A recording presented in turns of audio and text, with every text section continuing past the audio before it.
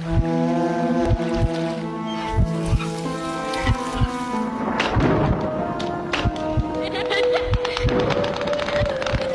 guys, it's been a minute since you've seen my face. Today we're going to talk about the wonderful, epic, fantabulous, redonkulous, spectacularly made 2023, if I'm not mistaken, film Beau is Afraid.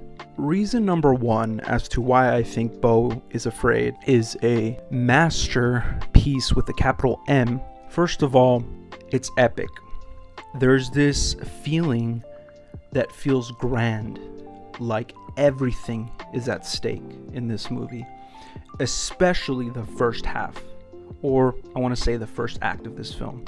I'm not going to spoil anything, but as someone who, struggles with anxiety, especially social anxiety, it does feel many times, and this movie does an excellent job of capturing this, but it's like this feeling of everything is a huge deal. Everything, literally every minute detail of every single possible worst case scenario matters. It literally is like that feeling you get when somebody's calling you and you have no desire to talk to them and you're like struggling to decide whether or not you should answer that call.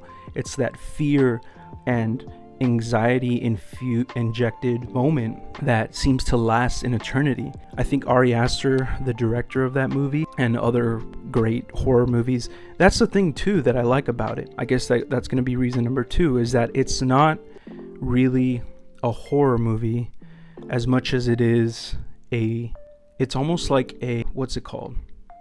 Like a journey, a hero's journey, but like the hero has major anxiety. So it's one of those movies that the first time you watch it, you're just so in awe of everything that's going on. You have no idea what direction the movie's going to go in. Joaquin Phoenix does a great job of bringing that character fully to its full potential. Like, it feels alive. It feels like you're in it with him. It almost feels like you're experiencing each and every moment, each and every scenario. You're encountering the same things that he's encountering, or meeting the same people that he meets in the movie, which, by the way, are just as crazy, if not crazier than him. He's not really like crazy, but he thinks that he's like, he probably thinks to himself, this is what I imagine that character thinks, is that he is going crazy or that he's losing his mind. But it's just simply, I think it's really what it comes down to is it's losing his ability to control. He's losing control of his emotions on a very, very deep level. And for that reason, I think the movie is very real in that sense. Even though a lot of, fictitious and what's the word that I'm looking for? A lot of bizarre things occur in the movie. There is a side to it that is very much so like super duper hella extra. I don't want to spoil anything, but it's just so real and it's also so fake, and like those two worlds like clash together, and I think that's just so fabulous. I've never seen a movie that has captured that feeling of anxiety so well, and I actually forgot what happens like in the last act. I completely am blanked. It's for sure one of those films that you want to watch again later, but you kind of have to be in the mood for it. It's like a whole experience. It's not just like a casual viewing. It's like a serious, to me, like it feels like it's like this big deal, because again, like if you struggle with social anxiety, you know what it's like to interact with the outside world, and it's just so insane like what happens in that movie. And I just hope that Ari continues to make movies like that. I know Eddington dropped recently. I still haven't watched it, but I'm pretty sure it's amazing. And what made me want to make this video is that I just kept thinking, like, there are no movies, there are very few movies that are like what Ari is trying to make or achieve, in the sense that he's being so funny, but it's like wrapped, it's like a burrito, it's like a nice carne asada burrito wrapped in bacon, like a bacon wrapped carne asada burrito. Just imagine that in your head right now.